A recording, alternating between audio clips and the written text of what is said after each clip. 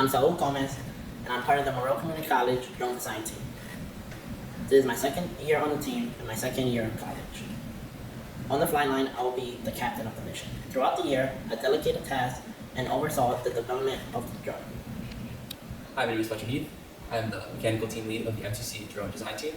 Being a sophomore, this is my first year on the team. As mechanical sub-team lead, I was responsible for directly overseeing the development of all mechanical systems on the UAS. I'm a licensed Part 107 pilot, acting as the safety pilot for all system tests. On the competition flight line, I will be in charge of the safe piloting of our unmanned aerial system. Hi, my name is Aiden O'Brien, and I'm the electrical sub-team lead for the MCC drone team and the flight operations assistant on the flight line. In my role as the electrical sub-team lead, I oversaw the design and manufacturing of the electrical components that are on our drone. This is my sophomore year at MCC and my first year on the drone team. Hi, my name is Michael Quinn. I've been a member of the MCC drone design team for 1 year. I've been in charge of writing the technical design paper, and on the flight line I will be in charge of the imaging detection system. Hi, my name is Connor O'Brien, and I am a member of the electrical team for the MCC drone design team. I am currently a freshman, and this is my first year on the MCC drone team. As a member of the electrical team, I worked on the wiring of the UGV and helped with the wiring of the UAV. I've also helped with some of the code that runs on the UGV. On competition day, I will be mission control lead. Hi, my name is Omar Nadi. I'm a mechanical designer on the MCC drone team. I helped design the mounts for the DC-DC power converters, the RFD900, and the bullet antenna. On the flight line, I will be antenna operator, tracking our drone with our antenna. My name is Madison Brewer, and I've been a member of the MCC SUAS drone team for about the last 4 years. Off flight line, my responsibilities are directing fabrication and ensuring continuity of team from previous years to this year. And on the flight line, I'm responsible for managing operations as well as going and ensuring safety. Hey, how you doing? My name is Maxime Karasdip, and I'm part of the mechanical sub-team. I'm a freshman who's been part of the team for a year, and my role is to design parts and help put together the drone. My role on the flight line will be to be the operation assistant. Hello, my name is Blaine Hewitt. This is my first year on the MCC SUAS drone team. This year I'm head developer of the coding side of the drone. I will be coding the drop mechanism, as well as I've created libraries for us to use when piloting the drone. On the actual day of flying, I will be behind everything in the mission control center. Hello, my name is Gianna Ippolito, and I am a mechanical team engineer for the MCC drone design team. I am a graduate of MCC's 2+2 engineering program, and I became involved with the team during my last semester.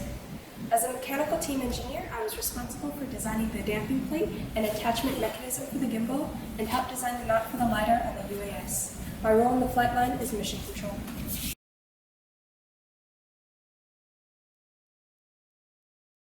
Our UAS has a codename DIRFT, Do It Right the First Time. It is a combination of mechanical, electrical, and software subsystems operating together to fulfill the 3 main mission requirements. Our mechanical system is a version of the past team's 2019 chassis. We decided to continue with a XH hybrid airframe with high-efficiency motors. Our UAS has a thrust-to-weight ratio of 2.1 to 1 with all subsystems attached. For our drop system, we designed a powered descent spool system controlled by a Raspberry Pi Zero. For our UGV, we designed a rear-wheel drive front-wheel steering vehicle while maintaining the 64-ounce weight restriction. All of our mechanical systems were made from 3 main materials that have specific properties: carbon fiber, nylon, and aluminum. On our UAS, there are multiple electrical components needed for proper operation. Our propulsion system uses 4 Tatsu 16 amp-hour batteries, putting 44 volts with a capacity of 32 amp-hours. This configuration will allow our drone to have a maximum flight time of 45 minutes. The system also uses 4 100 kV motors using 30-inch propellers. The total thrust output of the propulsion system is 93.4 pounds. We will be using a 2-axis gimbal with a Sony a6000 to take stabilized pictures of ground targets from the UAV. A Ubiquiti Bullet M5 is used on the UAS to communicate images down to the base station. For telemetry data, a pair of RFD900X radios are used to transmit UAS flight data to the base station. Finally, an FR Sky transmitter and receiver are used for the safety pilot controls.